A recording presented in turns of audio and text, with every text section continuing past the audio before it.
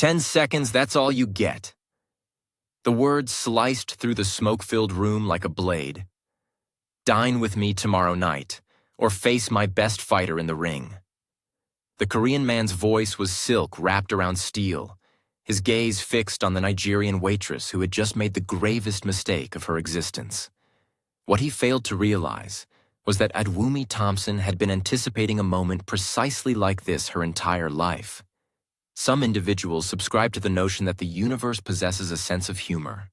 That destiny orchestrates encounters, placing certain people in your path at the exact opportune time for a specific reason. Standing in that private dining space in Baltimore, Maryland, with wine cascading down the front of a crime lord's $1,000 trousers, Ad had become living testament to the idea that fate occasionally requires encouragement, perhaps a left hook and certainly an uppercut. However, here's a revelation about pivotal life moments that isn't commonly shared. They typically commence with something minor. Before we delve into the particulars of how a 26-year-old waitress from Lagos found herself rendering a mafia enforcer unconscious in the presence of 100 of Baltimore's most notorious criminals, let's discuss breakfast. What did you consume this morning? Perhaps something quick, something cold. Because on the morning when everything shifted for an entire day, she remained blissfully unaware that 12 hours later, she would be facing a decision that would either liberate her or lead to her demise. How was your night? By the by? Because Ad's night was about to become considerably more compelling. 3 weeks prior, Ad entered Hanel for the very first time. The establishment occupied a repurposed warehouse in Baltimore's Harbor East district, characterized by exposed brickwork and subdued illumination, the sort of venue where appetizers command a price exceeding her weekly rent. She was in desperate need of employment. Her father's medical expenses were crippling her. Her younger brother's university tuition in Lagos was overdue, and her own student loan repayments from her 2 years at Rutgers were in collections.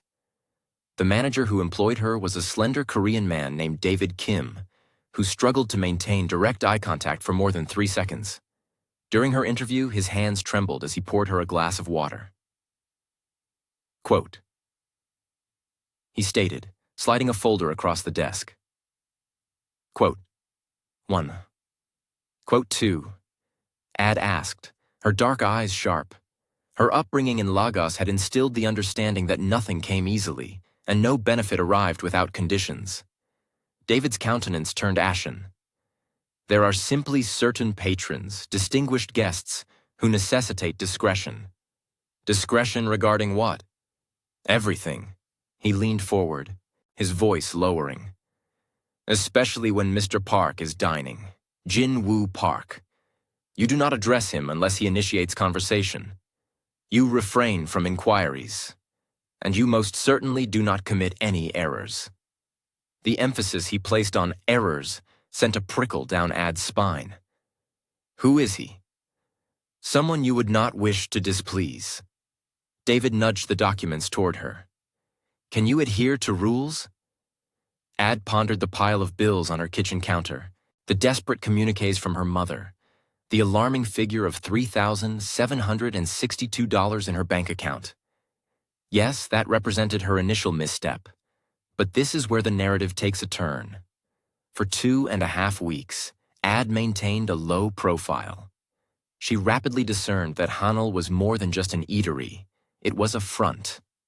The conventional dining area catered to legitimate clientele, affluent couples, corporate executives, and the occasional Baltimore Ravens player. However, the VIP section in the rear, distinguished by its soundproof doors and absence of windows, was an entirely different proposition. She would catch clandestine glimpses when David or one of the senior waitstaff entered.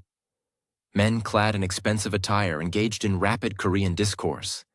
Stacks of currency rested on tabletops nestled amongst plates of galbi. The types of handshakes that finalized agreements of which she preferred to remain ignorant, and invariably, perpetually, lingered the pervasive scent of cigarette smoke, so dense it billowed into the corridor like an ethereal mist. Ad hailed from Yoruba. Her grandmother had been a figure of authority and esteem within their community in Ibadan, a woman of considerable influence.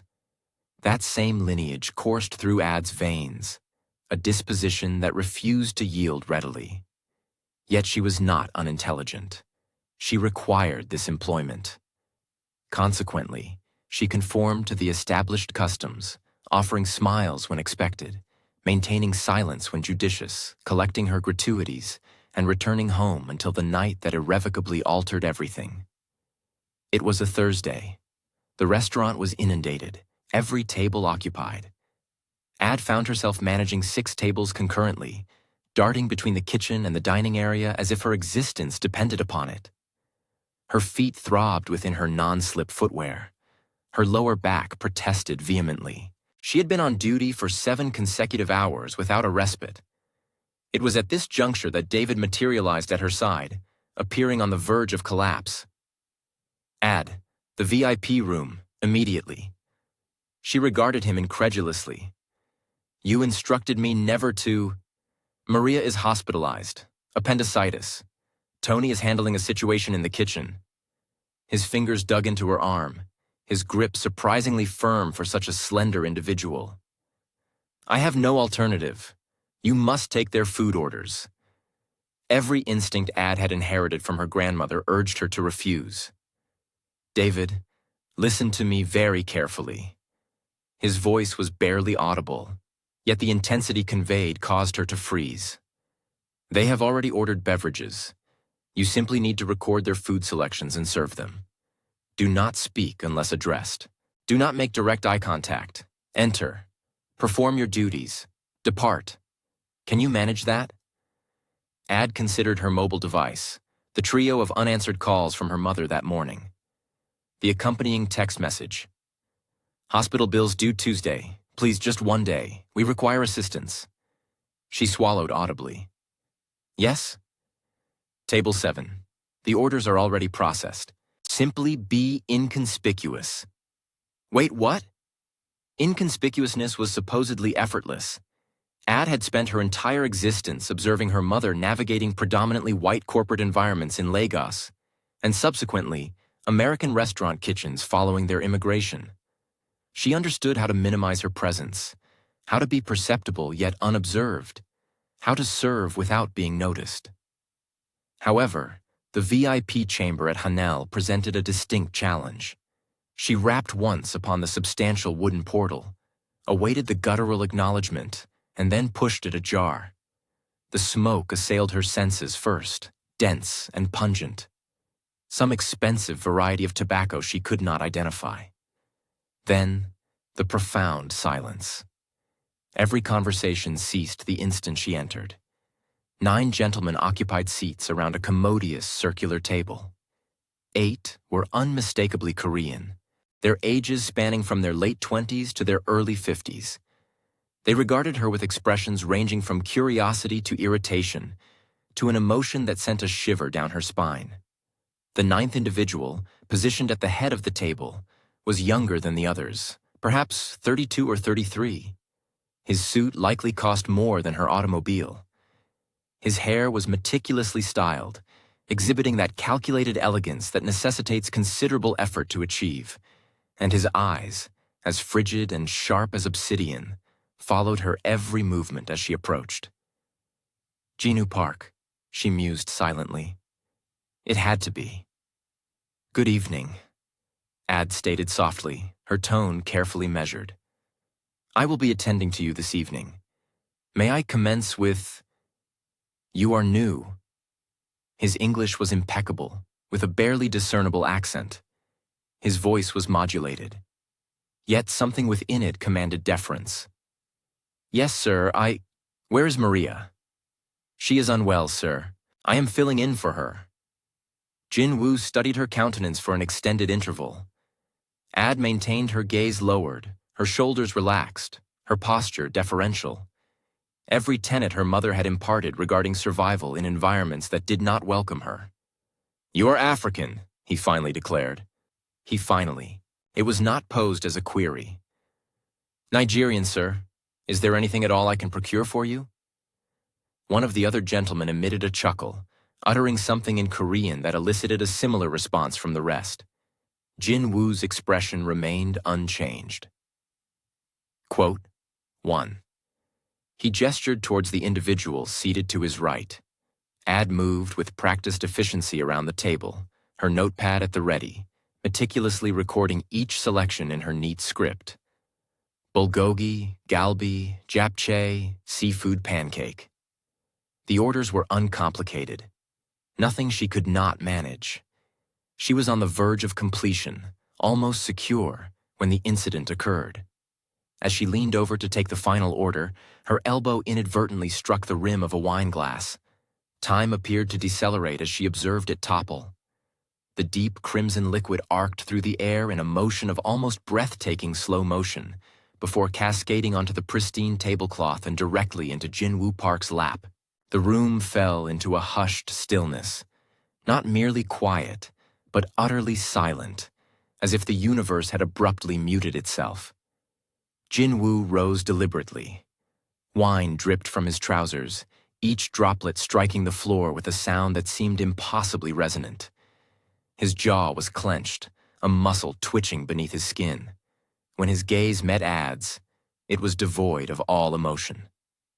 Quote 2. Ad stated instinctively, reaching for napkins from the table. Her heart pounded against her ribs like a trapped bird. Quote 3. His hand shot out, grasping her wrist before she could touch him. His hold was unyielding. Quote 4. Quote 5. Quote 6. He repeated the word as if it were alien. Quote 5. However, here is a crucial detail Jin-Woo overlooked. Ad's grandmother had once recounted a narrative. Back in Ibadan, during her youth, a British colonial officer had struck her in the marketplace for failing to yield passage to him swiftly enough. Her grandmother, barely 18 at the time, had met that man's gaze and declared, quote, 8. 3 years later, Nigeria achieved independence. That British officer returned to a nation that no longer dominated hers. Ad had inherited that very same spirit, the kind that flexes when necessary but never fractures, the kind that discerns when to remain silent and when to articulate. And standing there in that smoke-laden enclosure, observing Jin-Woo Park's impassive eyes and opulent attire, feeling his fingers dig into her wrist, something within her determined it was time to speak. It was an accident, she reiterated, her voice possessing a newfound firmness. A genuine mistake. What further recourse do you expect? The room somehow became even more subdued. One of the gentlemen emitted a distinct gasp. Another's hand gravitated towards his jacket, likely in proximity to a concealed weapon. Jin-Woo's eyes narrowed. What precisely did you just articulate? I stated it was an accident. I will not grovel over spilled wine. A D? David's voice emerged from the entryway, thick with alarm. Quote 3. But Jin-Woo raised one hand, halting David mid-utterance. His eyes remained fixed on Ad's face. No, permit her to remain. I desire to hear this. He released her wrist and stepped back, commencing a slow, predatory circle. You are new here. 2 weeks. 2.5 to be precise. And in 2.5 weeks, not one soul informed you of my identity. They conveyed to me that you are significant, that I ought to be deferential. Adette maintained a straight posture, her chin level. They neglected to mention that you would permit me to be treated as though I were dirt over a minor mishap. One of the gentlemen at the table emitted a choking sound. Another reclined in his chair, a leisurely smile unfurling across his features as if witnessing the most captivating spectacle in years. Jin-Woo advanced. Up close, Adette perceived he was taller than she had initially judged, perhaps 6 feet. He exuded the aroma of costly cologne and peril. Do you comprehend the consequences for individuals who exhibit disrespect towards me? Her heart pounded with such intensity she was certain it was audible to all. Yet her grandmother's voice resonated in her mind. Quote 8. She met his gaze. Quote 9. For a prolonged interval, Jin-Woo merely scrutinized her. Then, gradually, his lips curved into an expression that might have been a smile, had it contained any hint of warmth. Quote 10. He pivoted to address the room. Quote 11. Quote 12. A suggestion was offered in English. Quote 13. Jin Woo rejoined, his gaze never deviating from Ad's countenance. She requires a lesson, something unforgettable. Adette's stomach plummeted. This had escalated far beyond acceptable limits. I extend my apologies, she declared, forcing the words forth. She was in dire need of this employment, of the income. You are correct. My conduct was inappropriate. It shall not recur. She even executed a slight bow, suppressing every shred of pride her grandmother had instilled within her. Jin Woo observed her bow, witnessed her humility, and his smile transmuted into something colder. Too late for that, and herein lies the remarkable turn of events. He returned to his chair and settled into it as a monarch upon his throne. Hear ye, hear ye. I shall present you with two alternatives. Two opportunities to rectify this situation. Are you attentive? Aiden nodded, her throat constricted. Option 1. You shall dine with me tomorrow evening at 8:00 p.m. You will dress appropriately, demonstrate the requisite respect, and we shall consign this incident to oblivion. Quote 3. Option 2. Quote 4. You shall engage in combat, Adong. Quote 5. Dong is my most proficient combatant. Quote 6. Undefeated in 41 bouts. Some individuals assert he surpasses even me, though I maintain a differing opinion. Quote 7. You will step into the ring with Dong. 3 rounds. If you endure all 3, we shall disregard this matter. You retain your position. No ill will shall be harbored. Quote 8. He is jesting. He must be jesting. Quote 9. Those are my options. Quote 10. Dinner or a confrontation with a professional fighter. Quote 11. Those are indeed your options. Quote 12. Evidently, you shall opt for dinner. No rational woman would choose to spar with Dong, but I wish to offer you the choice to demonstrate my fairness. He believed he had her cornered. He presumed he had maneuvered her into a position where she would be compelled to accept his dinner invitation, where she would be seated opposite him, allowing him to savor his triumph over the presumptuous African server who dared to retort. What Jin Woo Park was unaware of, what none of them apprehended, was that Adwumi Thompson had been immersed in the discipline of boxing since the tender age of 12. Her father had served as a trainer in Lagos prior to their family's emigration. He had competed professionally in his youth, having fought his way out of destitution on the thoroughfares of Mushin. Upon relocating to Newark when Adele was 10 years old, he secured employment at a boxing gymnasium in the Ironbound district, mentoring youngsters from the vicinity, steering them away from detrimental influences, and providing them with a focal point. Ada had been his constant shadow from inception. While other girls were acquiring proficiency in hairstyling and culinary arts, she was mastering footwork and offensive combinations.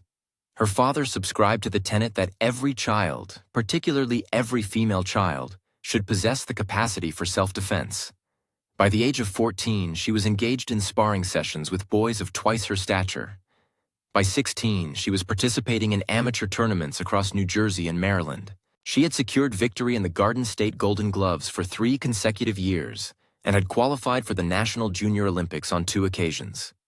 She had ceased competing solely because amateur boxing did not yield financial remuneration, and her family required sustenance more urgently than accolades. Nevertheless, she had never relinquished her rigorous training regimen, never desisted from striking the heavy bag in the basement of her apartment building, never ceased her running drills, honing her skills with unwavering dedication, even when she harbored no certainty regarding their future application. Observing Dong at present, considering his imposing physique and his evident scars, coupled with his unwavering self-assurance, Ad conducted her calculations. He was undeniably larger and certainly more powerful. He likely possessed the force of a truck in his strikes. However, in the realm of boxing, physical magnitude was not the sole determinant of success. Agility was paramount. Technique held significant sway, and a keen understanding of ring strategy was indispensable. Moreover, the singular lesson that her father had relentlessly instilled in her, the maxim he had reiterated until it was indelibly etched upon her very soul, was that overconfident combatants invariably commit errors. Dong perceived her merely as a server, regarded this encounter as a mere jest, which implied he would not accord her serious consideration until it was irrecoverably too late. Adele's gaze met the cold, striking beauty of Jinmu Park's eyes directly as she stated, "I shall accept the challenge." The room erupted in pandemonium. The preceding silence fractured like delicate glass. Men commenced interjecting over one another in rapid Korean and English. "She is deranged. This shall prove to be a slaughter. Boss, you cannot be serious. Someone is recording this." David's countenance suggested he was on the verge of actual collapse. "No, Adette. You fail to grasp the magnitude of your commitment. You cannot." Jin Woo, however, remained seated, his expression inscrutable. He scrutinized Ad, viewing her as an enigma he could not quite decipher, his fingers rhythmically tapping against the armrest of his chair. Gradually, the room subsided into quietude, all eyes anticipating his response. "You wish to engage in combat, Dong?"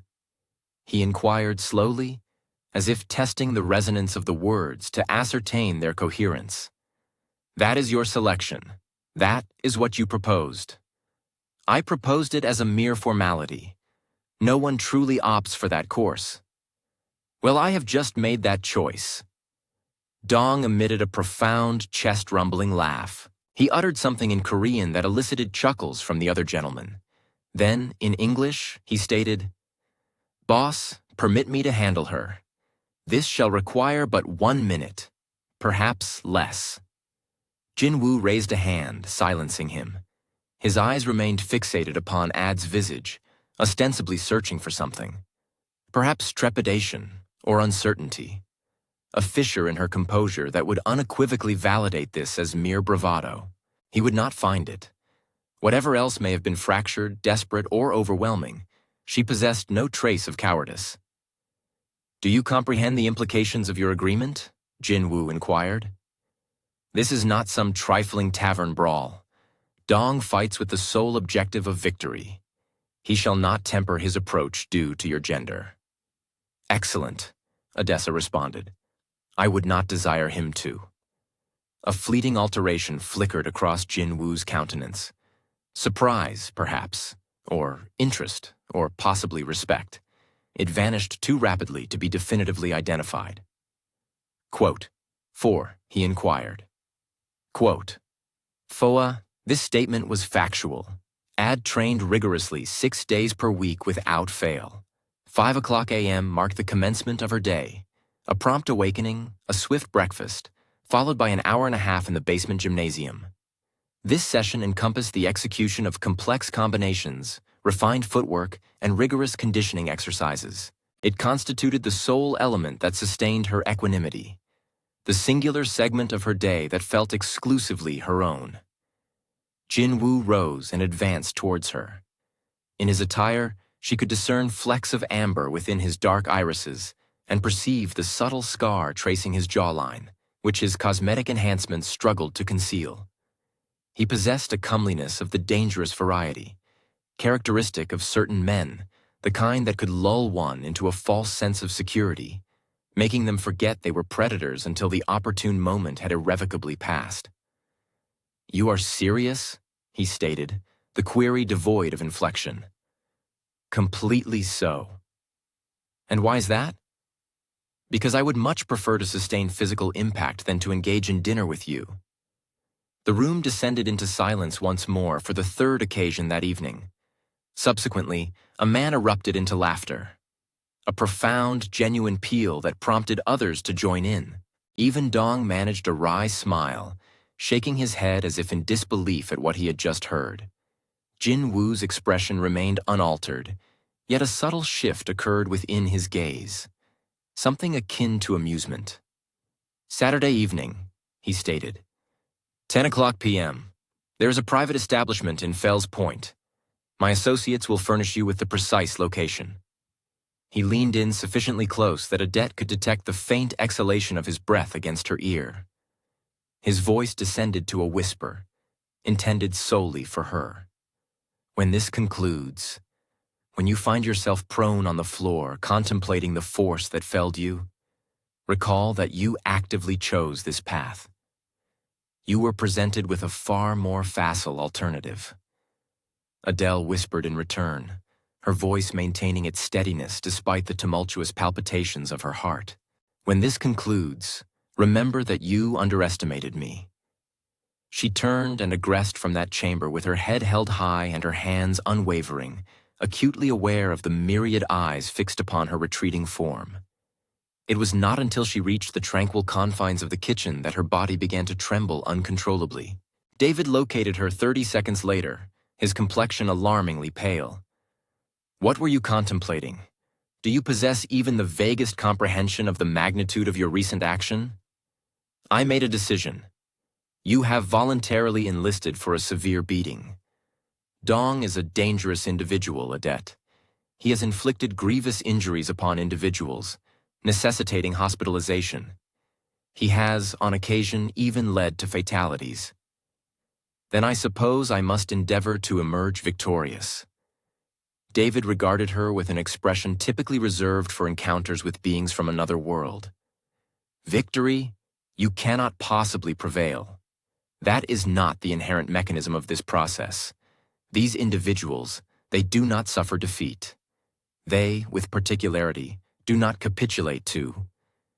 He checked himself, but Ad heard what he had left unsaid. To those working for tips, to black women, to immigrants. They are on the verge, she stated softly. However, here is what her father did not convey to David. She was not merely proficient at boxing. She possessed exceptional skill. Her father used to remark that she had the hands of Sugar Ray Robinson and the heart of Muhammad Ali. This was likely hyperbole fueled by paternal affection, yet the fundamental truth resonated. Ad was gifted, genuinely gifted. At 17, she had decisively defeated a national champion in an exhibition match. By 19, she had sparred with aspiring Olympians and held her own. Coaches had spoken of professional prospects, endorsements, and aspirations that seemed astronomically ambitious for a Nigerian immigrant girl from Newark. Then, her father fell ill. His diabetes complications led to kidney failure, and the accompanying hospital bills escalated at an alarming rate. The family required immediate financial assistance, not a future solution. Consequently, Adette set aside her boxing gloves and embraced a serving tray. She managed to complete 2 years at Rutgers on scholarships before discontinuing her studies when funds were no longer available. She held down 3 concurrent jobs, at a restaurant, in retail, and overnight stocking at Target, remitting every spare dollar to her family in Lagos to support her siblings. Boxing became something she pursued in seclusion, engaging in 5 a.m. training sessions before the world awakened. This was the sole period she felt like her true self, rather than a composite of financial burdens and responsibilities. Now, standing in Hanel's kitchen with David staring at her as if she were delusional, Adaf experienced a sensation she hadn't felt in years. Purpose. This contest was not solely about retaining her employment or averting a mortifying repast. It was a demonstration of her resolve. To Jin Woo Park, certainly, but more crucially, to herself. She completed her shift on autopilot, serving dishes and pouring wine while strategizing. Dong was formidable and powerful, but large fighters tended to tire. They relied on early finishes because they could not sustain peak intensity. If she could withstand his initial onslaught, induce him to miss, and compel him to exert himself, she believed she could defeat him in the later rounds. By the time she arrived home at 2 a.m., Ad had formulated a plan. "How was your evening proceeding?" she inquired, as Ad's subsequent days were poised to transform into an intensive course in preparation and fortitude. She awoke on Friday morning at 4:30 a.m., earlier than her usual routine, but she had tasks to accomplish. Her apartment, a compact studio in Newark's ironbound district measuring 600 square feet, carried the aroma of the Portuguese eatery situated directly below. Though small and somewhat confining, it was her own. More importantly, it featured a heavy bag suspended from a ceiling beam, which her landlord had intentionally reinforced for her. She commenced with roadwork, covering 5 miles through the pre-dawn streets of Newark, passing closed bodegas and deserted playgrounds, accelerating her pace until her lungs burned. Subsequently, she returned to her apartment for work on the heavy bag, executing combinations her father had imparted. Jab, jab, cross, hook, slip, slip, uppercut, circle, right, body shot, headshot, body shot. By 7 o'clock a.m., she was thoroughly drenched in sweat, and her knuckles were raw despite the protective wraps. After showering, she prepared breakfast, eggs and plantains, prepared just as her mother used to make them back in Lagos, and contacted Hanel to report that she was unwell. David sounded relieved upon hearing the news, likely grateful to avoid managing any awkward repercussions from Adele's confrontation with Jin Woo. Instead of going to work, Adele proceeded to the gym. Brick City Boxing occupied a basement in downtown Newark, a facility that appeared unchanged since the 1970s. It lacked any sophisticated equipment, a juice bar, or an aesthetically pleasing environment suitable for social media. It contained only boxing rings, punching bags, and the pervasive scent of perspiration and determination. Her father had trained there when they first relocated to America.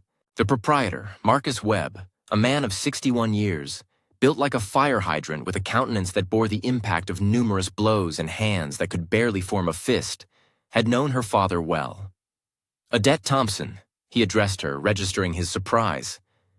"Haven't seen you here in months. What brings you by?" Her response was direct. "I need the ring today, coach." His eyebrows lifted in inquiry. "You have a fight?" he queried. "Tomorrow night," she confirmed. "Official or street?" Marcus inquired further. "Private," Odette replied.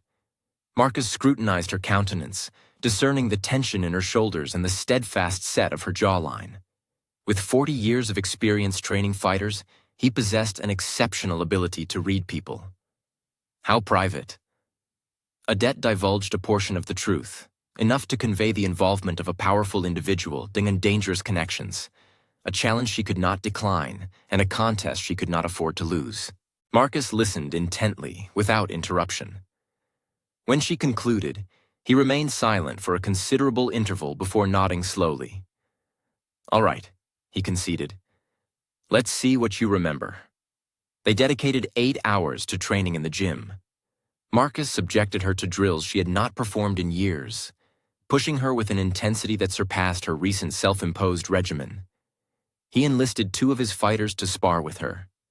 Both were male, larger than Adele, and adopted an aggressive approach. "Bigger opponents rush," Marcus reminded her between rounds, offering a water bottle as she struggled for breath. "They believe their size advantage allows them to overpower you, so you make them miss. You compel them to strike at air until their arms grow heavy and their breathing becomes labored. Then, you dismantle them." By 6 o'clock p.m., every muscle in Adz's body registered its strenuous effort.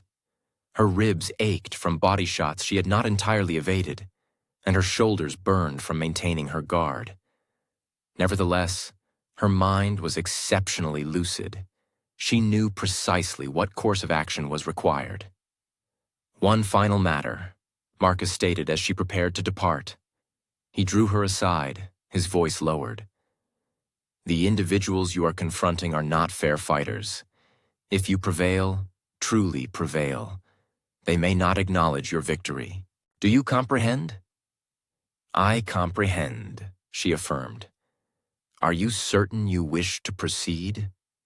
A fleeting thought of Jin Woo Park's impassive gaze, his presumptuous expectation that she would yield, falter, or opt for the less arduous path, and a recollection of every man who had previously underestimated her due to her skin color, gender, accent, or circumstances, crossed her mind. "I am certain," she replied. Marcus nodded. "Then go and win. Your father would be proud." Saturday arrived with the intensity of an approaching storm. Adele dedicated the morning to maintaining her physical readiness, engaging in light exercises, stretching, and shadow boxing. Activities designed not to deplete her energy reserves. She adhered to proper nutrition, consuming complex carbohydrates for sustained energy, lean protein for muscle recovery, and ensuring adequate hydration until her urine ran clear. In the afternoon, she indulged in a long bath, allowing her muscles to relax in water heated to her tolerance. At 9 p.m., she donned her attire, a sports bra, compression shorts, and her well-worn but dependable training shoes. She meticulously wrapped her hands, the customary ritual serving to calm her nerves. Each wrap involved interlacing the fingers, securing the wrists, and covering the knuckles. Upon completion, her hands felt akin to formidable weapons. At 9:30, a knock sounded at her door. Opening it, she found a young Korean man dressed in a black suit standing in her hallway. He appeared to be around 24 years old, with apprehensive eyes that avoided direct contact. "Miss Thompson," he addressed her, "I am here to escort you to the venue." "Give me 2 minutes," she requested. Ad gathered her gym bag, hand wraps, water bottle, mouthguard, and a compact first aid kit. She cast a final glance around her apartment, her gaze falling upon the heavy bag in the corner. The photograph of her father on the wall, young and strong in his boxing attire, and the life she had meticulously constructed from nothing, now placed at stake in a single competition. "Let's go," she declared. The vehicle that arrived was precisely as anticipated. Black, expensive, with windows tinted so darkly that visibility inside was impossible until the door was opened. She entered, and the door closed with a resonant click, reminiscent of a vault ceiling. They proceeded in silence through Newark, traversing the Pulaski Skyway into Jersey City, then through the Holland Tunnel into Manhattan before heading south. The urban lights blurred past the window, the imposing skyline of New York yielding to industrial zones. Subsequently, they approached Baltimore. The journey had spanned 90 minutes before the car finally halted. They had arrived in Fells Point, a historic waterfront district that had undergone gentrification into a locale of upscale lofts and fashionable bars. The car drew up before a structure that resembled an old warehouse, constructed of red brick, devoid of any signage save for an address. 1247, the driver stated, uttering his first words of the entire trip. "Down the stairs, all the way to the bottom." Ad exited the vehicle. The night air, cool against her skin, carried the scent of salt water and aged wood from the harbor. A metal door was situated at the base of a concrete stairwell, with light emanating from beneath it. She could discern voices from below, the murmur of an assembling crowd. Her heart began to pound with increased intensity. This was no longer hypothetical. It was unfolding. She pushed the door open and began her descent. The stairs were concrete, illuminated by bare bulbs positioned every 10 feet. The voices grew louder as she descended, a cacophony of conversation and laughter, interspersed with the clinking of bottles. Music emanated from somewhere, a melody with a pronounced bass line that vibrated through the walls. 30 steps. 40, 50. The stairwell seemed interminably long, evoking the sensation of descending into an subterranean realm. Finally, she reached another doorway, attended by 2 imposing men whose shoulder holsters were clearly visible beneath their jackets. They assessed her with impassive expressions. One of them spoke into a radio in Korean, eliciting a crackling response. He nodded and opened the door. "Wait, what?" The space beyond bore no resemblance to her expectations. It was vast, clearly a former warehouse with lofty ceilings supported by matte black metal beams. However, it had been ingeniously transformed into something entirely different. A regulation-size boxing ring, professional grade with appropriate ropes and a canvas floor, occupied the center. Surrounding it, rows of chairs were arranged in a stadium-like configuration. Beyond these, a fully stocked bar stretched along one wall, featuring bottles likely exceeding her monthly rent in value.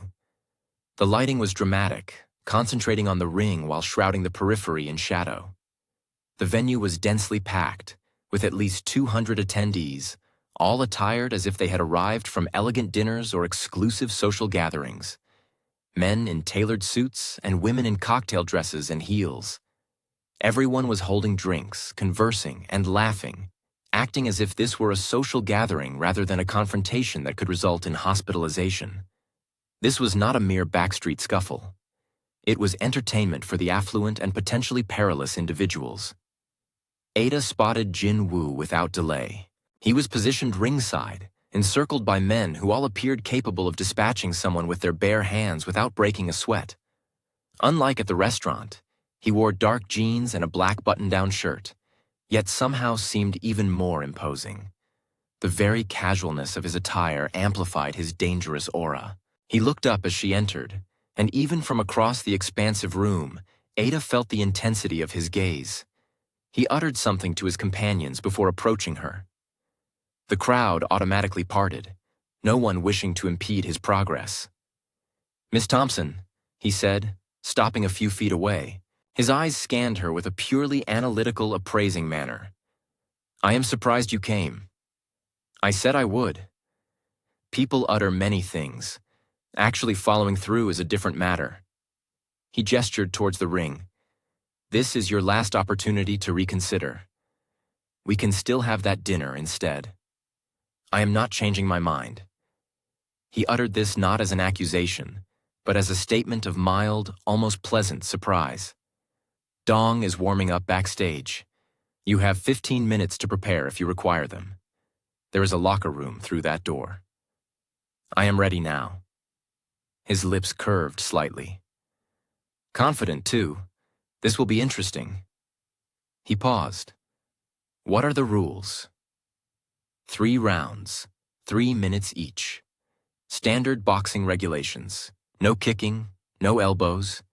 Fight cleanly. The first individual unable to continue loses, or the first individual to remain down for a 10 count. He added, his voice softening almost imperceptibly, "There is a doctor on site." "I will not require a doctor." "We shall see." Someone called his name in Korean, and he departed, leaving Ada standing alone amidst a crowd of strangers. She could feel eyes upon her from every direction and hear the nascent whispers. "That's her. She's so small. This will be brutal. Why is Park even permitting this? I give her 30 seconds, perhaps." Ada made her way to the locker room Jin Woo had indicated. It was compact but tidy, furnished with a bench, a mirror, and hooks for clothing. She placed her bag down and met her own gaze in the reflection. Her face appeared serene, composed, yet she detected the tension in her shoulders and the slight tightness around her eyes. Her father's words echoed in her mind, something he had shared the night before her initial genuine fight. Quote 15. She inhaled deeply, rolled her shoulders, and re-examined her hand wraps. Through the door, she could discern the crowd's growing clamor, their increasing animation. Money was exchanging hands. Bets were being placed. She exited back into the main area. The throng had swelled considerably, numbering at least 250 individuals now, possibly more. They were openly placing wagers, actual currency changing hands, odds being announced as if this were Las Vegas rather than a clandestine fight club in Baltimore. Ada overheard fragments of conversation as she moved through. $20 says she doesn't last 1 round. I'll take that. 30 seconds, tops. Poor thing. Someone should put a stop to this. Park has lost his mind. This is simply cruel. She climbed through the ropes into the ring. The canvas felt firm beneath her feet, the ropes taut and professionally installed. This was not a makeshift arrangement. It had been done before, many times. Jin Woo materialized at ringside. He raised his voice and the crowd fell silent instantly. The man possessed that kind of commanding presence. When he spoke, people listened. "Ladies and gentlemen," he announced, his English impeccable, his voice carrying to every corner of the warehouse. "Thank you for joining us tonight for some unexpected entertainment. On my right, Dong Choi, undefeated in 41 professional bouts, with 15 knockouts. On my left, our courageous, or perhaps foolish waitress, Ada Thompson. Laughter rippled through the assembly, some of it genuine amusement, some tinged with discomfort, as if the attendees were uncertain whether to laugh. 3 rounds, standard rules, Jinwoo continued. Let us maintain civility. This elicited more laughter, louder this time. Dong entered the ring from the opposite corner. Up close, he was even more formidable than Ada recalled. His reach had to be at least 8 inches greater than hers. His fists resembled sledgehammers. His physique was pure muscle, devoid of any extraneous mass, the build of someone who trained relentlessly. Scars marked his knuckles, his eyebrows, his chin, the testament to a fighter's journey. He grinned at her across the ring, uttered something in Korean that amused the crowd, then added in English, "Don't worry, sweetheart, I'll make it quick." Ada offered no response. Her father had taught her that trash talk was a distraction. She should conserve her breath for the fight. A referee, appearing older and professional, stepped between them. Clearly an experienced individual. He motioned both fighters to the center. They approached each other as the referee recited the standard instructions. Protect yourself at all times. Break when I say break. No hitting below the belt. No rabbit punches. No holding. Touch gloves. Dong extended his gloved hand, that grin still plastered on his face. Ada tapped his gloves with hers, her expression impassive. Ready for a nap? He inquired quietly, just for her ears. Are you? She retorted. The grin faltered slightly. The referee stepped back. Fighters ready. Ada nodded, settling into her stance.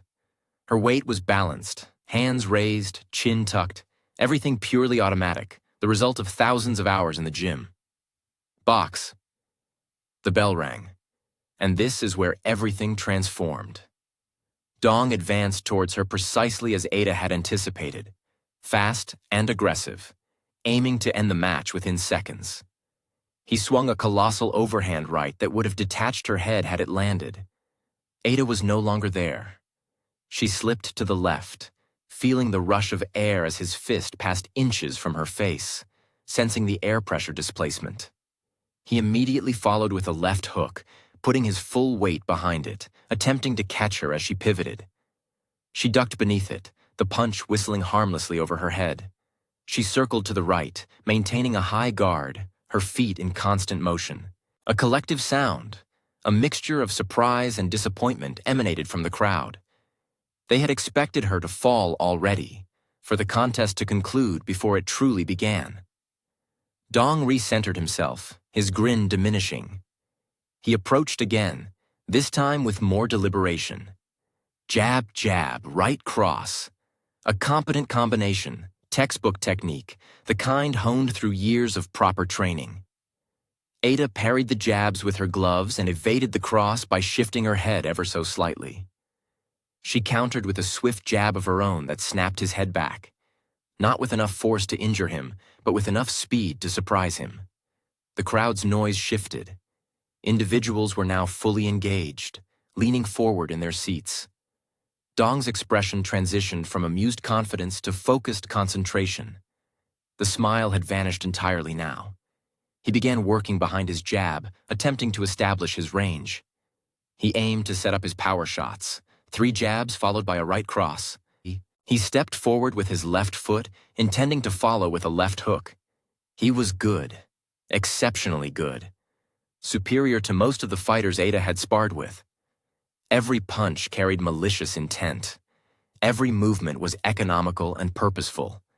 This was not an untrained street brawler, but a seasoned professional who had dedicated years to perfecting his craft. However, he was also predictable. Ada's father had drilled her for hours in the study of fighters, watching footage, learning to discern patterns and anticipate intentions. Every fighter possessed tells, subtle habits they were unaware of. After observing Dong for just 90 seconds, Ada had already identified 3. When he stepped forward with his left foot, a left hook was imminent. When he dropped his right hand slightly after delivering a jab, he was telegraphing a right cross. When his weight shifted to his front foot, a left hook to the body was next. She allowed him to believe he was dictating the tempo. She let him throw combinations, execute his game plan. Yet she made him miss, not by much, but just enough.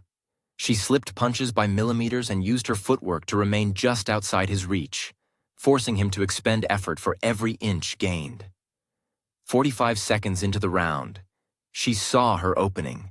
Dong threw his jab, 1, 2, 3, and his right hand dropped for a mere fraction of a second, but it was precisely as she had observed. Ada hesitated not at all. She stepped in, closing the distance before he could react, and delivered a straight right hand down the center. It connected cleanly on his chin. His head snapped back. His eyes widened.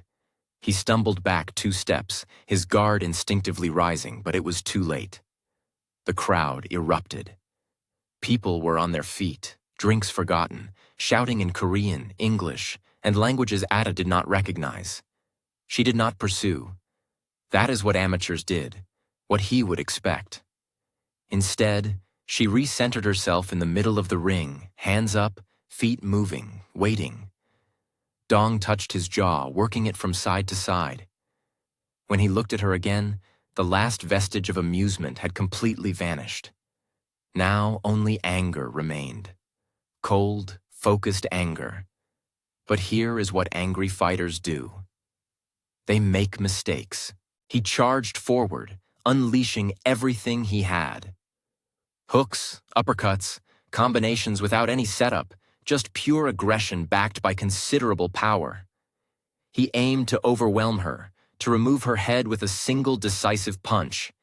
Ada transitioned into full defensive mode. Slip, duck, block, circle. She let him expend his energy. Every missed shot was wasted energy, oxygen consumed. She could hear his breathing growing heavier. She could discern the initial signs of fatigue in the way he held his hands. All that muscle required fuel, and he was depleting it rapidly. The bell rang, signaling the end of the first round. Ada walked to her corner, breathing easily. Her heart rate was elevated but controlled. She took a sip of water and spat it into the bucket that had been placed there. Across the ring, Dong was gasping for air, his chest heaving. His corner was communicating with him urgently in Korean, likely advising him to maintain composure. The directive was to adhere to the plan and prevent emotions from dictating the course of the fight. She cast a glance toward the ringside. Jin Woo was on his feet, arms folded, his expression unreadable. However, his gaze upon her had transformed. It was no longer dismissive or merely observational, but rather one of intense focus, as if she commanded his undivided attention. Their eyes met briefly, and a silent exchange occurred, perhaps a mutual recognition or the nascent bud of respect. The ringing of the bell signaled the commencement of the second round. This was the juncture at which Ad took definitive command. Dong emerged with a more composed demeanor this time, indicating that his corner's counsel had been heeded. He resumed employing his jab, systematically working behind it, refraining from overcommitting to power shots, and endeavoring to establish optimal range and control. Nevertheless, fatigue was evident. Ad could discern it in his movements, the slight heaviness in his steps, and the diminished speed with which his jab retracted. The first round had evidently exacted a greater toll on him than anticipated. Ads initiated a forward press. It was not an aggressive surge, but rather a steady, relentless application of pressure, compelling him to exert effort, to strategize, and to move. Periodically, she would deliver a jab or a brief combination. These were not committed assaults designed for maximum impact, but rather calculated maneuvers to elicit reactions and deplete his energy reserves. Approximately 90 seconds into the round, his breathing grew visibly labored. His punches exhibited a discernible decrease in velocity. His defensive posture began to falter, with his hands gradually lowering with each passing second. It was at this precise moment that Ades recognized the opportunity she had been anticipating. Dong executed a languid jab, his weight distribution compromised by an excessive forward lean, his rear foot momentarily lifting from the canvas. Ades dexterously evaded it, pivoting to the side to create an advantageous angle. With all her might, she unleashed a left hook to his body, targeting the precise area below the ribs, specifically the liver. The air was forcefully expelled from his lungs with an audible exhalation. Instinctively, his hands dropped to shield his midsection, a natural human response to acute pain. Seizing this opening, Adele transitioned to strikes aimed at his head. A right hand, followed by a left hook, and then another right hand, all landed cleanly and with impeccable placement. Each impact resonated with a satisfying thwack that echoed throughout the spacious warehouse. Dong's legs faltered, his knees weakening. He instinctively clinched Ad, seeking to buy precious time to recuperate. The referee swiftly intervened, issuing commands for separation. Addis disengaged, her hands raised. Dong was visibly diminished, profoundly so. His eyes lacked focus, his pupils slightly dilated. His guard had collapsed. Though he attempted to conceal his distress and project an image of composure, Ad, with her extensive boxing experience, could readily identify a fighter in peril. The referee scrutinized him intently. Quote, Dong offered a nod, but it was a disingenuous affirmation. Every individual present in the building could perceive his compromised state. His corner was aware, as was the crowd. Jin Woo undoubtedly possessed this knowledge. Reluctantly, the referee stepped back. Ad did not resort to a hurried assault. Rushed strikes often miss, and missed strikes represent a wasteful expenditure of energy. Instead, she methodically advanced, systematically cutting off the ring, denying him any opportunity to recover. She observed his efforts to regain his mental clarity and re-establish his rhythm. He attempted a feeble jab. Ades easily evaded it and countered with a straight right hand that connected squarely with his chin. His knees buckled once more. He managed to steady himself against the ropes, his arms entangled, serving more as a means of support than active defense. The referee intervened again, his arms signaling a halt. Stop. Stop. The bell sounded momentarily afterward, marking the conclusion of the second round. The crowd erupted, completely losing their composure. Spectators sprang to their feet, shouting, waving currency, and engaging in debates regarding the events they had just witnessed. The improbable outcome had unfolded before their very eyes. The Waitress, the Nigerian woman whom everyone had seemingly dismissed, had just decisively defeated one of the most formidable fighters within Jinwoo Park's organization. Ad walked back to her corner, her legs beginning to tremble from the adrenaline surge. Someone handed her water. She drank, spat, and attempted to regulate her breathing. Her shoulders ached from maintaining her guard, and her knuckles throbbed despite the wrappings. Nevertheless, she had achieved her objective. She was, in fact, winning. Across the ring, Dong's corner diligently attended to him. They applied ice to his neck, engaged in urgent conversation, and assessed his eyes. However, Aiden recognized that particular look, having witnessed it in numerous fighters previously. His return to the fight was improbable. The body shot had inflicted significant damage. It might have fractured a rib, or perhaps it had merely knocked the wind out of him so severely that recovery was impossible. Regardless, his participation was concluded. The referee approached Dong's corner, initiating a fervent discussion in Korean. Dong, shaking his head, insisted on his ability to continue, but one of his corner men, an older gentleman with graying hair, expressed firm disagreement. Ultimately, the elder corner man reached down and retrieved a white towel. Quote, Dong declared in English, his voice carrying clearly to Ada. Quote 1. However, the towel was already airborne, landing in the center of the ring. The referee raised his hand. Winner by technical knockout, Adwumi Thompson. The crowd's reaction was divided. Some were cheering, presumably those who had placed bets on her despite the overwhelming odds. Others appeared stunned, struggling to process the unfolding events. Currency exchanged hands rapidly, and disputes arose concerning the validity of bets, particularly those contingent on the fight reaching its predetermined conclusion. Adette dismounted the ring, her legs still unsteady. The adrenaline was subsiding, leaving her with a sense of hollowness and exhaustion. Every part of her body protested. Her shoulders, ribs, hands, and feet. Yet, she had emerged victorious. She had, against all expectations, won. Someone offered her a towel and a bottle of water. She consumed half of it in a single gulp, the cold liquid providing a jolt to her system. That was incredible, a voice remarked from beside her. Ad turned to face a Korean woman, appearing to be in her mid-30s, with sharp eyes and an expensive dress. She regarded Ada with genuine admiration.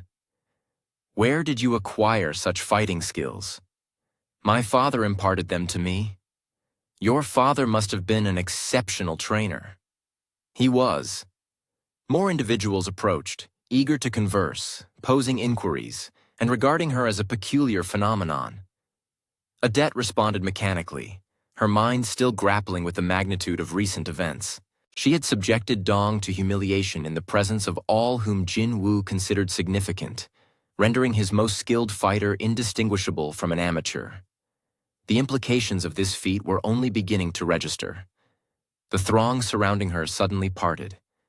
Jin Woo stood there. "We need to talk," he stated. His voice was placid, yet an undertone suggested something beyond mere anger. "Privately." It was not an invitation. He guided her through the crowd towards a doorway at the rear of the warehouse. Beyond it lay a hallway, leading to an office adorned with opulent furnishings, a desk whose cost likely exceeded that of her vehicle, and floor-to-ceiling windows offering a panoramic view of the Baltimore harbor. The city lights reflected on the dark expanse of water, resembling scattered constellations. He closed the door, effectively silencing the din of the crowd. For a protracted moment, Jin Woo simply observed her. He then proceeded to a bar situated in a corner and poured 2 glasses of an amber liquid, likely an expensive whiskey given the bottle's appearance. He extended one glass towards her. Quote, Adette accepted the glass. Her hands, still wrapped, made holding it somewhat cumbersome. The liquid descended with a burn, but a comforting warmth spread through her stomach, alleviating the post-adrenaline crash. Quote 1. Jin Woo stated quietly. Quote 2. Quote 3. Adette corrected. Quote 4. He emitted a laugh devoid of humor, tinged with what might have been respect. Quote 5. He placed his glass down. Quote thickens 6. Quote 7. Quote 8. Quote 9. A subtle shift crossed Jin Woo's expression. I'm sorry. Don't be. He imparted all the knowledge I required. Aide finished her drink and set down the glass. So, we are concluded here, correct? I won the engagement. You stated we would disregard this incident. That is what I said. Then, I shall depart for home. She turned towards the door, but his voice halted her. Wait. She turned back. He was observing her with an intensity that sent a prickle across her skin, a sensation not entirely characterized by fear. Have dinner with me. Ad blinked. What? Tomorrow evening at 8 o'clock. Simply dinner. No pressure, no pretense. I wish to converse with you.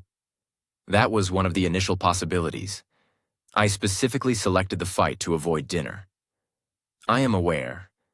He moved closer, his approach not overtly threatening but deliberate, each step measured. However, that was prior. You are not who I envisioned, Miss Thompson, and I am curious. Indulge me. Why should I? Because you are curious as well. He was correct, much to Ada's chagrin. Something had fundamentally altered during the preceding fight. The manner in which he had observed her, the way he was looking at her now, indicated a departure from mere dominance or a desire to assert his authority. This was something entirely different, something that accelerated her heart rate in a manner unrelated to combat. One dinner, she finally acquiesced, and then we are even. No further challenges, no more games. One dinner, he agreed. I shall collect you at 8. I did not provide you with my address. His smile was slow, imbued with a hint of danger, and undeniably attractive. Miss Thompson, I am a remarkably resourceful individual. I am fully aware of your residence. I know you reside in Newark, in the Ironbound district. I am cognizant of your monthly remittances to Logos. I know more about you than you might surmise. This revelation should have instilled apprehension, prompting her immediate departure and seeking police assistance. Instead, it elicited a different kind of shiver, one associated with a sense of recognition. He had been paying heed to her, truly paying attention. 8 o'clock, she confirmed. Do not be late. I would not dare. Aide departed before he could utter another word, walking back through the warehouse with her head held high. Spectators' gazes followed her, some imbued with respect, others reflecting calculation, as if they were re-evaluating their entire understanding of the world. The identical driver awaited her outside. He drove her back to Newark in silence. But this time she caught him looking at her in the rear-view mirror, not with contempt or dismissal, but with something closer to respect, perhaps even weariness. Upon returning to her apartment, she stripped off her hand wraps and indulged in the longest shower of her life. Her knuckles were sore, her shoulders tight from maintaining her guard, and her ribs ached from the few body shots that had managed to penetrate her defenses. Nevertheless, she had accomplished it. She had defeated Dong. She had compelled Jinwoo Park to see her as more than just a waitress who had spilled wine. She fell into bed, utterly exhausted yet buzzing with energy, her mind a whirlwind. Tomorrow, she had a dinner engagement with one of the most formidable individuals on the East Coast, a man who likely had a dozen bodies concealed somewhere between here and Baltimore, a man who commanded a criminal enterprise that extended from New York all the way to Virginia, a man who regarded her as if she were the most intriguing entity he had encountered in years. She ought to have been petrified, ought to have been formulating an escape plan, strategizing how to extricate herself from this entire situation. Instead, her thoughts were occupied with her attire. Her phone buzzed, an unknown number. Wear something nice tomorrow, somewhere you've never been before, trust me. Ad stared at the message for an extended period. Then she typed back, I don't trust anyone. His reply arrived instantaneously. Good, neither do I. That's why this will be interesting. Quote, every fight has consequences. Adwi, win or lose, make sure you're ready for what comes after. She harbored uncertainty about her readiness, but she was certainly resolved to discover. Sunday morning dawned with Adz's entire physique staging a mutiny. Every muscle screamed in protest. Her knuckles were swollen despite the ice pack she had applied. Her shoulders felt as though they had been exchanged for solid blocks of concrete. She dragged herself out of bed and stood before her bathroom mirror, meticulously cataloging the damage. Considering everything, it wasn't too severe. A minor bruise graced her left shoulder where Dong had landed a glancing blow. Some redness adorned her knuckles. Her muscles were undoubtedly sore, but nothing critical. She had escaped with minimal repercussions. Dong, however, likely had not fared as well. She spent the day attempting to maintain an air of normalcy. She went for a leisurely jog through Branch Brook Park, considerably slower than her usual pace, her legs protesting with every stride. She prepared breakfast, eggs, plantains, and toast. She cleaned her apartment while Afrobeat music emanated from her phone speaker. Her mother called midway through, inquiring about funds for her brother's school fees. I'll send it Tuesday, Mama. Quote 2, I promise. Quote 3, you work too hard, Adwi. When are you coming home to visit? Quote 4, soon, Mama, soon. Quote 5, soon. Continued to recede further into the distance. Throughout the day, her thoughts persistently meandered back to the evening's events. To Jin Woo. What was she doing? Becoming involved with a man like him was sheer lunacy, perilous. The prudent course of action would be to cancel, resign from her position at Hanel, perhaps even depart Baltimore entirely, return to New Jersey, and feign ignorance of any of this ever occurring. However, Ada had never demonstrated exceptional prudence when it came to shying away from challenges. At precisely 6:30 in the evening, she began her preparations. The central issue was her wardrobe. She possessed precisely 3 dresses, all acquired for job interviews or church services that her mother had guilt-tripped her into attending. Nothing that exuded an aura suitable for dinner with a Korean mafia kingpin. She opted for a simple black dress that ended just above her knee. Elegant without appearing ostentatious, sophisticated yet not overly formal. She paired it with the only pair of heels she owned that didn't induce an overwhelming desire to weep after an hour. Minimal makeup.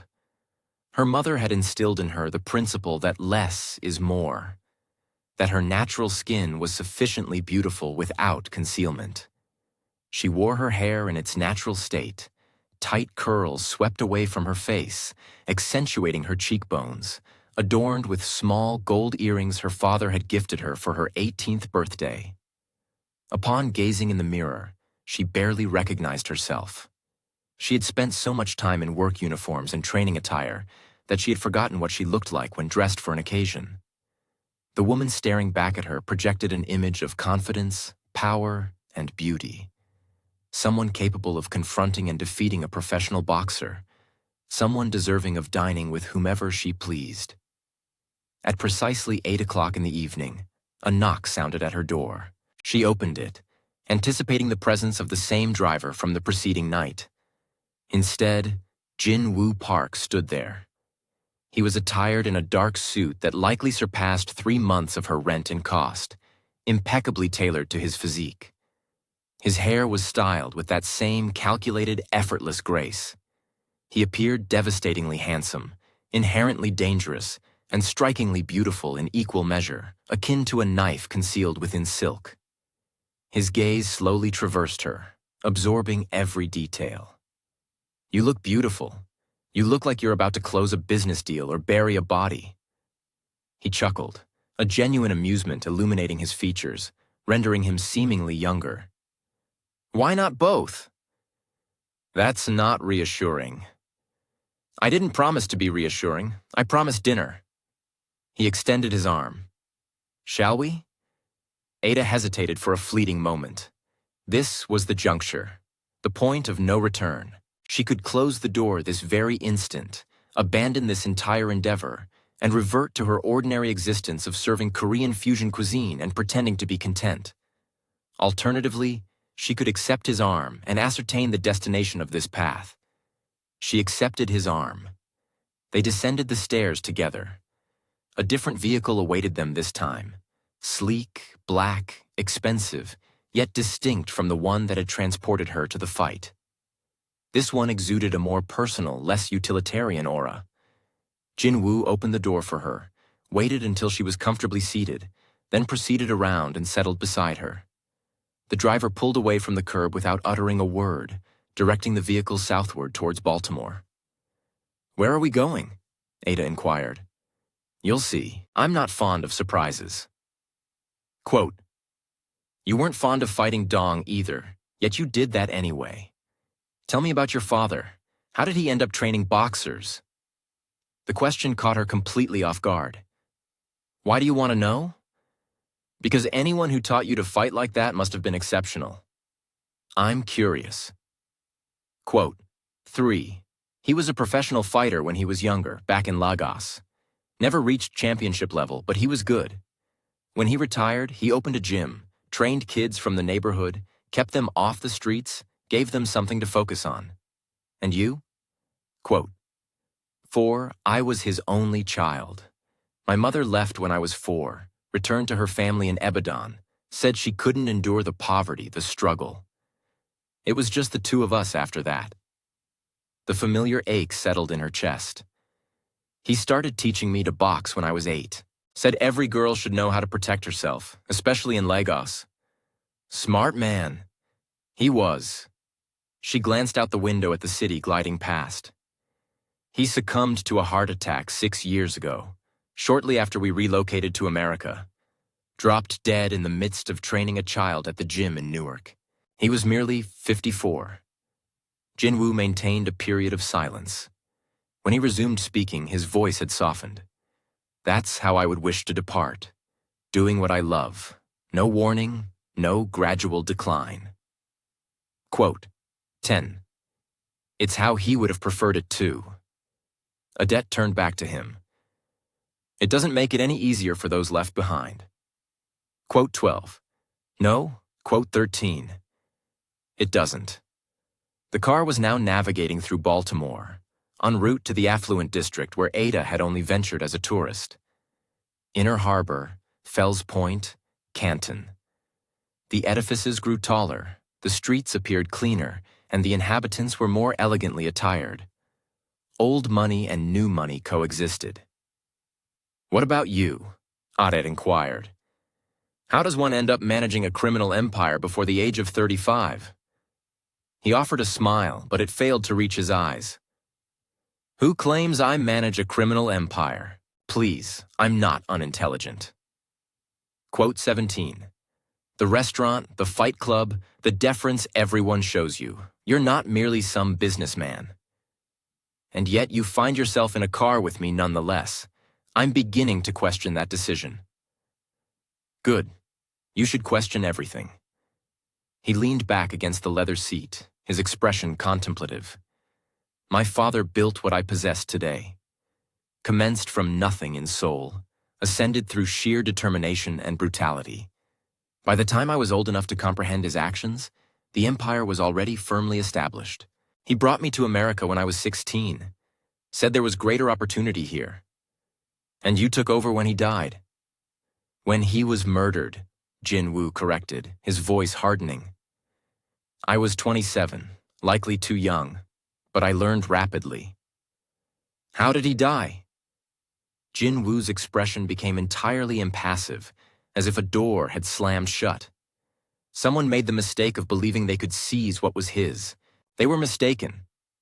The manner in which he uttered this made it unequivocally clear that the subject was closed. Clear that whoever had slain his father had paid the price in Wei's ad. The car came to a halt in front of a building that Adair recognized. Charleston, one of the most exclusive establishments on the entire East Coast, the sort of venue with a year-long waiting list reputed to turn away celebrities on a regular basis. She had read about it in periodicals, seen it featured on culinary programs, but had never envisioned actually dining there. How did you secure a reservation here? She asked as Jin Woo assisted her from the vehicle. I own the building? Of course he did. The hostess recognized him instantly, her professional smile morphing into something genuine. Mr. Park, your table is prepared. Right this way. She guided them through the dining establishment, past tables occupied by affluent patrons, political figures, individuals who manipulated wealth and authority with the precision of chess players, leading them to a secluded chamber at the rear. It was truly breathtaking. Spanning from floor to ceiling, the windows offered a panorama of the Baltimore harbor, with the city's lights shimmering upon the dark waters. A solitary table stood at the center, already adorned with crystal and fine china, a single candle softly flickering between the place settings. I shall have someone attend to your order, the hostess stated, then vanished as if dissolving into mist. Jin Woo retrieved a chair for Odette. She sat, a distinct sensation of having stepped into someone else's existence washing over her. This was not her sphere of existence. These were certainly not the kinds of establishments where individuals like her were meant to frequent. Nigerian immigrants, whose labor earned them tips, sent remittances home, and whose breakfasts consisted of cold jollof. You appear to be experiencing discomfort, Jin Woo remarked, taking a seat opposite her. I am a waitress. I serve in establishments like this. I do not dine in them. You are more than merely a waitress. You demonstrated that last night. He proceeded to pour wine from a bottle that had been awaiting them on the table, a French vintage, likely older than she was. You are a fighter, a remarkably proficient one. Cease confining yourself to a singular definition. That is easily said. You were born into privilege and influence. My upbringing was one of adversity and hardship. He gently corrected her. The wealth and power came later, and they exacted a toll. Everything has a price, Miss Thompson. Absolutely everything. He raised his glass in a toast to unforeseen encounters. Odette clinked her glass against his in acknowledgement of not sustaining a physical injury. They both took sips. The wine was exquisite, possessing a velvety texture and a complexity beyond her ability to articulate, its flavors reminiscent of dark berries and oak, mingled with an unidentifiable essence. It likely cost more than her monthly rent. A waiter materialized, a young, rather unassured Korean man who recited the specials in a distinct accent before taking their orders. Odette allowed Jin-woo to order for her, as the menu seemed written in an alien script. Once they were alone again, Jin-woo leaned forward, his elbows resting on the table. "There is something I need to ascertain. The true reason you accepted employment at Han? I informed you that I required the financial resources. There exist other dining establishments, ones that pose less risk. You must have encountered whispers regarding the establishment." He was indeed correct. She had indeed heard rumors, hushed conversations from fellow servers, cautionary advice from Marcus at the gym, and that persistent, unsettling feeling in her gut that something was amiss. However, she had been both desperate and foolish. "I required substantial funds rapidly," Odette confessed. "My father left behind considerable medical expenses and debt. I have endeavored to settle it for 6 years, yet it appears to show no reduction. The interest continues to accumulate, and my family in Lagos requires assistance. School fees, living expenses, the gratuities at Han were anticipated to be superior to those elsewhere in Baltimore. And how much do you owe? That is not your concern. I am making it my concern. How much?" $42,000. The magnitude of that figure felt disconcerting when spoken aloud. "Hospital bills primarily. Certain credit cards I maximized to cover his funeral expenses and to support my family during those initial months." Jin-woo did not flinch. It was as though $42,000 was negligible pocket change to him. "What if I were to settle it?" Odette gazed at him. "What? Your indebtedness? What if I were to absolve you of it, all of it, by tomorrow?" Her heart began to race. "And why would you undertake such an action?" "Because I possess the means, because $42,000 signifies nothing to me, yet it clearly represents everything to you." "And what would you seek in return?" "Nothing. No one bestows such a sum gratuitously, Mr. Park." He offered a smile, not the cold, menacing one from earlier, but one that conveyed a sense of warmth. "I would request that you cease your employment at Han." "And why?" "Because your potential is being squandered there. You possess intellect, talent, and a capacity for far more than serving pasta to individuals of questionable character." He reclined in his chair. "Observing you provide sustenance to men who do not deserve to inhale the same air as you is an affront. So, you would clear my debt? And then what? You would be liberated from your current obligations, free to pursue whatever endeavors you choose, to train, to compete professionally if such is your desire, to resume your education, whichever path you select." It was an undeniably tempting prospect, dangerously so. The burden of that debt had oppressed her for 6 long years, each month dedicated to scraping together minimum payments, witnessing the balance barely diminish, feeling as though she were slowly succumbing to a submerged fate. To have it simply vanish, to experience the sensation of breathing freely for the first time since her father's passing. However, she understood that nothing of significant value was ever obtained without cost, particularly from individuals such as Jin-woo Park. Quote, Odette stated firmly. His eyebrows ascended slightly. Quote, 1. Quote, yeah, 2. Quote, Quote, 33. He regarded her for a considerable moment, a flicker of admiration crossing his features. Quote, 4. Quote, 5 by, quote, 6. He said softly. Quote, 7.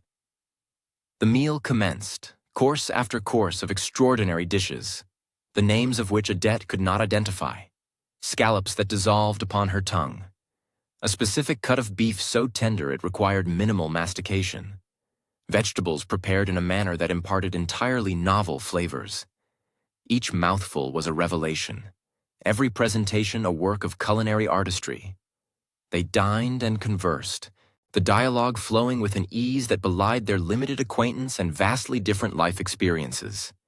He shared anecdotes of his upbringing in Seoul, of the rigorous tutelage under his father's business, and of the weight of expectations and heritage that accompanied his lineage.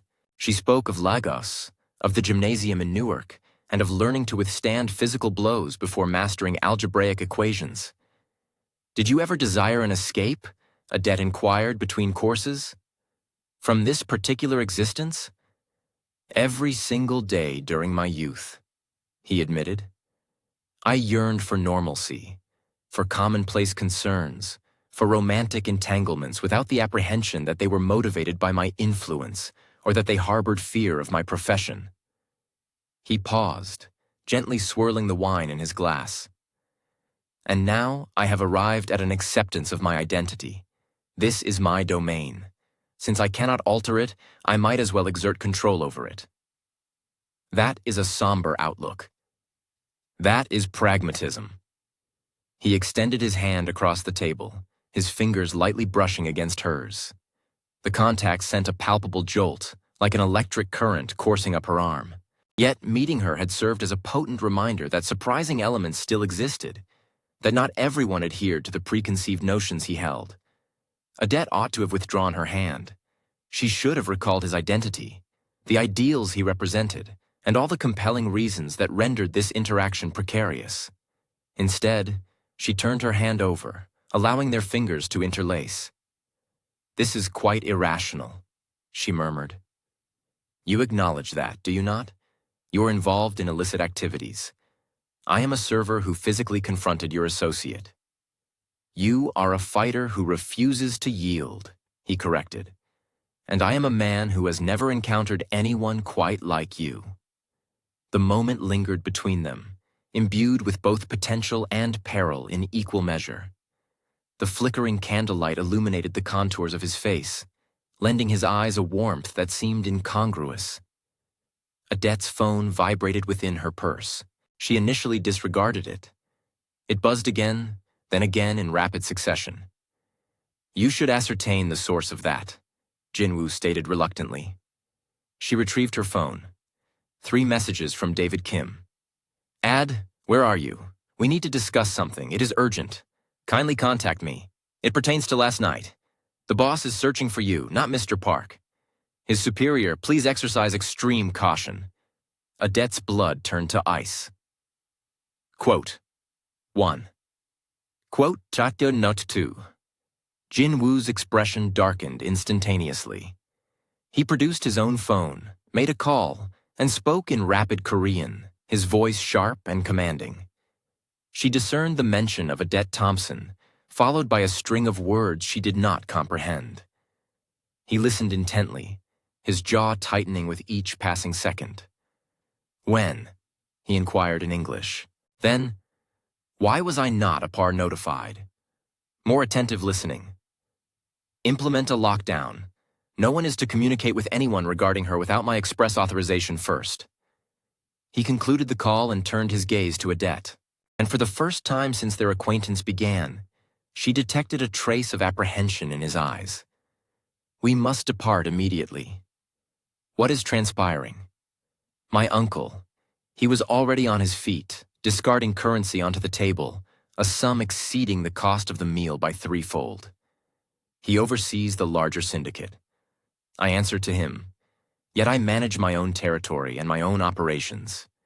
He became aware of last night's events, and of you. So, what is the consequence? I wish to engage in combat. You defeated Dong in the presence of 200 individuals. You humiliated one of our most accomplished combatants. That renders you an object of interest." He gently took her arm, his grip firm, but not forceful. "And when you pique the interest of my uncle, that situation becomes exceedingly perilous." "Wait, what?" They moved swiftly through the restaurant. Patrons stared, but made way for them, sensing the palpable tension emanating from Jin Woo's demeanor. The vehicle was already positioned outside, its engine running, the driver vigilant. "Where are we proceeding?" Odette inquired as they pulled away from the curb with considerable velocity, enough to elicit a squeal from the tires. "To a secure location. My uncle is unaware of its existence." "Jin Woo, I require an understanding of what is happening." He ran a hand through his impeccably styled hair, disrupting its order. "My uncle, Thehein Park, directs all operations. The entirety of the organization, from New York to Virginia. I am merely a component of his vast enterprise. He adheres to an old-fashioned traditional methodology and is averse to unexpected occurrences." "What manner of unexpected occurrences?" "You, a woman, a black woman engaging in combat within his premises and emerging victorious." Jin Woo looked at her, genuine fear now evident in his eyes. "My uncle firmly believes that women have no place in our world outside of serving as decorative elements or as instruments. You have fundamentally challenged that perspective. He will seek to relegate you to your designated position." "By what means?" "I am uncertain at this juncture, but men like my uncle do not merely engage in dialogue. They possess a desire for ownership, for control." His hand found hers and squeezed reassuringly. "I will not permit him to harm you." The car navigated Baltimore at considerable speed, executing turns and traversing back streets that Odette did not recognize. They crossed into Washington, D.C., then into Maryland, and subsequently back into a sector of Baltimore previously unknown to her. Eventually, they entered an underground parking facility beneath a structure that appeared to be a repurposed industrial building. Jin Woo guided her to an elevator requiring a keycard for access. They ascended in silence, his hand remaining in unwavering contact with the small of her back. The elevator doors opened to reveal a penthouse that defied all her expectations. There were no ostentatious displays of affluence, no gaudy gold fixtures, merely clean lines, comfortable furnishings, and floor-to-ceiling windows offering a vista of the harbor. It conveyed a sense of being inhabited, of personal significance. "This is my private sanctuary," he stated. "Only 3 people I trust with my existence know about this place. You are secure here. How much time must I remain until I comprehend my uncle's intentions and devise a strategy to counter them?" Adele approached the windows, gazing at the urban illumination reflected on the dark water. Her own reflection met her gaze, appearing disoriented. "I triumphed in one confrontation. How did everything become so intricate?" Jin Woo materialized behind her, maintaining a proximity that allowed her to perceive his warmth without physical contact. "You did not merely win a fight. You demonstrated to everyone in my circle that you possess extraordinary capabilities. This life does not permit extraordinary achievements without repercussions. I have no desire for extraordinary status. My only wish is to meet my financial obligations and lead a normal life. It is too late for that." He spoke the truth, and she recognized its accuracy. The instant she entered that arena, she irrevocably altered her circumstances. There was no path back to anonymity. "What is our course of action now?" she inquired, turning to face him. "We shall await developments. I will address my uncle." However, he gently cupped her face with his hands, his touch surprisingly tender for an individual capable of such brutality. "Regardless of the outcome, you must maintain your distance from him. He operates on a different plane than I do. His nature is far more sinister. And what of you?" His smile conveyed a touch of melancholy. "I am the man committed to ensuring your safety, even at great personal cost." He then bestowed a kiss upon her. The embrace was an amalgamation of intense passion, predetermined destiny, and imminent peril. Adele should have resisted him. She ought to have recalled all the reasons this illicit connection was ill-advised. He was an outlaw. She barely knew him. She was, in essence, concealing herself in his residence, fleeing from his more formidable uncle. Yet, his caresses were gentle, a stark contrast to the violence she knew he was capable of. His lips held the flavor of wine and assurances that she ought not to believe. Upon their separation, both were breathing heavily. "That was an error in judgment," Adele whispered. "Likely so." He did not withdraw, his forehead resting against hers. "But I harbor no regrets. You should. This situation escalates the complexity of everything. Everything was already complex." His thumb traced the line of her jaw. "At the very least, I now know you reciprocate these sentiments." She did. Heaven help her, she truly did. A palpable connection had ignited between them from the initial moment she refused to yield in that restaurant, and it had steadily intensified with each subsequent encounter. The fight, the dinner. At this juncture, her phone vibrated once more. She retrieved it, anticipating another message from David. Instead, it was an unknown number. "Miss Thompson, my nephew appears to be quite captivated by you. I would be most interested in meeting the woman who has captured his attention. Tomorrow, at 2 in the afternoon. The location will be dispatched separately. Attend alone, or individuals will sustain harm, including Jin Woo." A chilling sensation permeated Adele's veins. She handed the phone to Jin Woo without uttering a word. His countenance turned ashen as he perused the message. Upon raising his eyes, they blazed with cold, unadulterated fury. "How? How did he procure your number? I have no knowledge of it. Damnation." He began pacing the room, his self-control faltering. His actions are proceeding with greater alacrity than I had anticipated. He must perceive you as a threat. A threat? I am insignificant. You are someone whose well-being is of concern to me. That affords you a degree of influence. He redirected his gaze towards her. "You are forbidden to attend this meeting." He indicated that harm would befall others if I failed to comply. He will inflict harm upon you if you do. What are his objectives? Jin Woo's expression was grim. To assess you, to ascertain whether you merit the recognition you are currently receiving. My uncle holds the conviction that women have no place in our sphere of influence, serving merely as adornments or instruments. You have disrupted that established order. He will endeavor to relegate you to your prescribed position. How? I cannot say. However, whatever his intentions may be, the experience will undoubtedly be unpleasant. Adele returned to the windows, her thoughts in a whirlwind. Events had escalated with astonishing rapidity. 72 hours prior, her sole concern was making rent. Now she found herself concealed within a crime lord's clandestine abode, threatened by an even more formidable adversary, and developing feelings for an individual she absolutely should not. "Elucidate his identity," she requested. "Your uncle? Who is he truly?" Jin Woo remained silent for a brief interval. When he finally spoke, his voice was imbued with a harder, colder resonance. "Tihan Park is the architect of my father's demise." Turning to face him, she observed, "He is also the reason for my continued existence," Jin Woo continued. "He embodies a profound paradox, a fusion of violence and archaic customs." "Did he personally cause your father's death?" "No, but he permitted it to transpire." Jin Woo's hands contorted into tight fists. "My father was actively challenging him, seeking to expand his territorial dominion and increase his influence within the organization. Tihayan deemed my father excessively ambitious, thus posing too great a risk.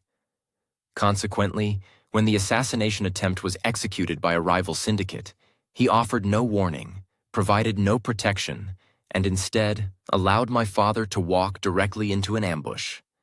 Why did he spare your life? Because I possessed the discernment to acquiesce, to pledge my allegiance, and to assume custodianship of the remnants of my father's enterprise, integrating it into his empire." The bitterness in his voice was profoundly evident.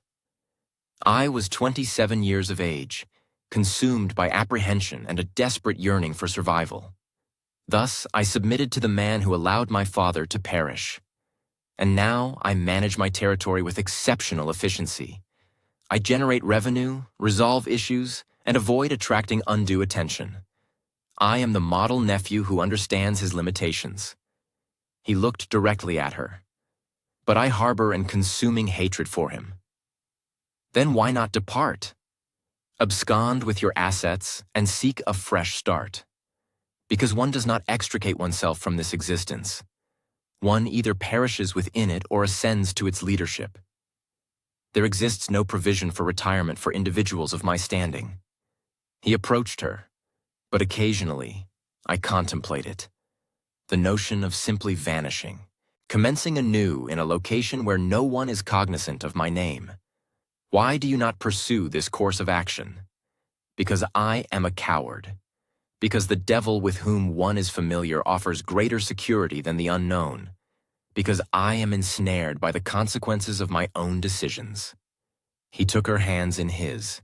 However, encountering you has prompted me to consider whether being ensnared might also be a deliberate choice.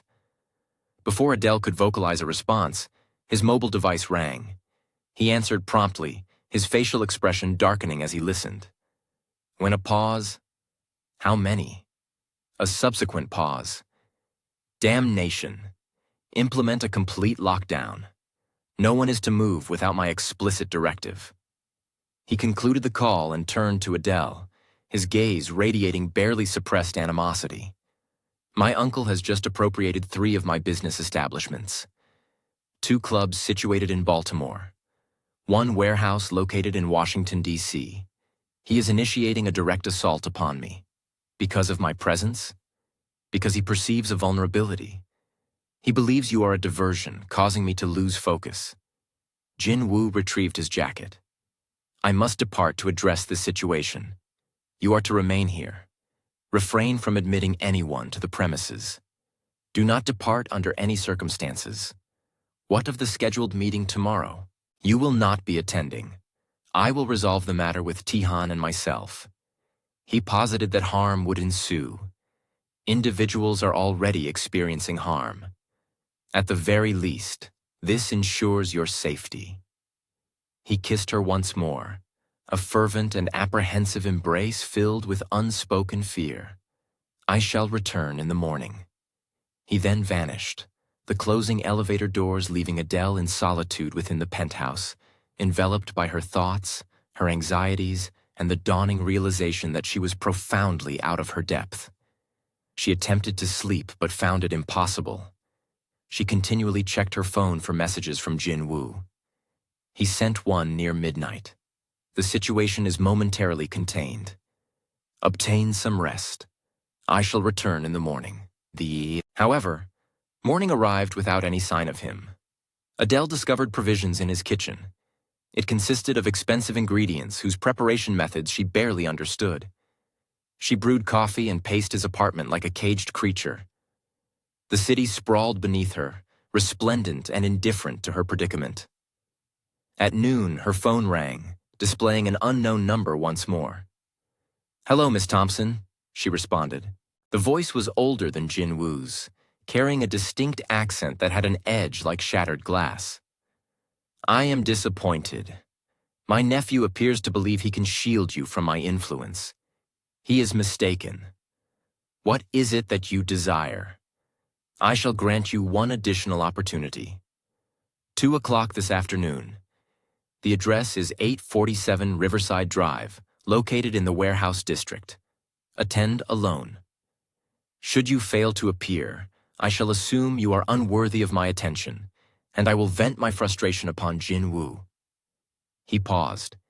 He possesses so many exquisite fingers. I am curious as to how many he requires to manage his enterprises. The line went silent. Adele stared at the phone, her hands trembling. This was utter madness.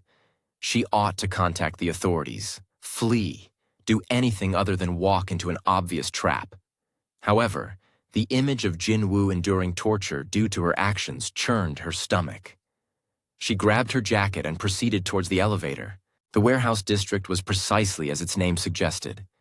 Ancient structures with shattered windows, fractured pavement, the aroma of the harbor mingling with industrial decay and refuse. Number 847 presented as a colossal edifice adorned with graffiti, appearing deserted save for the black SUVs parked outside. Adele pushed open the corroded portal and stepped inside. The interior was dim, illuminated solely by the sunlight filtering through apertures in the roof. The expanse was immense and largely devoid of furnishings, except for antiquated crates and machinery cloaked in dust. Her footfalls echoed upon the concrete floor. "Miss Thompson, you are punctual. I appreciate that." The voice emanated from above. Adele looked upward to observe a man positioned on a metallic elevated walkway. He was older than Jin-woo, perhaps in his mid-50s, with streaks of silver interwoven through his dark hair, and a countenance that might have been handsome prior to the ravages of violence and time etching lines into its surface. He donned an expensive suit as though it were protective armor. Taehyung Park? It had to be. He descended a metal staircase with deliberate steps, accompanied by 6 men who followed like specters, all armed and all appearing adept in the utilization of their weaponry. "You are even more attractive than the photographs suggest," Taehyung remarked, circling her leisurely, akin to a predator assessing its quarry. "I comprehend my nephew's infatuation, though I must confess, I had anticipated someone more formidable. You defeated Dong." "Indeed, an impressive feat. He is a proficient combatant and costly to train." He halted directly before her. "You have caused me financial detriment with that minor endeavor. Submit an invoice." He emitted a sharp, cold laugh. "Spirit, I find that appealing. My nephew typically favors subservient women. You represent a welcome departure. What is it that you seek from me? Seek? Nothing. My sole intention was to meet you, to comprehend what renders you so exceptional as to divert Jin-woo from his obligations. I am not distracting anyone. I am merely attempting to lead my life. Yet you are indeed diverting him. He is committing errors, losing his concentration. His enterprises are experiencing setbacks. All because he is excessively occupied with playing the hero for a waitress capable of throwing a punch." Taehyung halted directly in front of her. "Every choice carries consequences, Miss Thompson. I am here to impart that lesson to you." One of his subordinates advanced, presenting him with an item. Ad's internals sank upon recognizing it. "Boxing gloves. This is how it's going to unfold," Taehyung stated, his grin expanding. "You will engage in combat once more. I will select your adversary this time. Should you emerge victorious, you shall depart from this location and our discussion will be rendered null." If you are defeated, his expression became more severe. "Let it be understood that Jin-woo will gain valuable insight into permitting sentiments to impair discernment.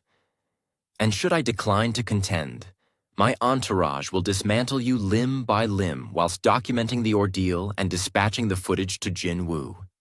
The decision is yours." Adele surveyed the gloves, then Taehyung, then the sextet of armed individuals encircling them. No avenue of escape presented itself other than to proceed.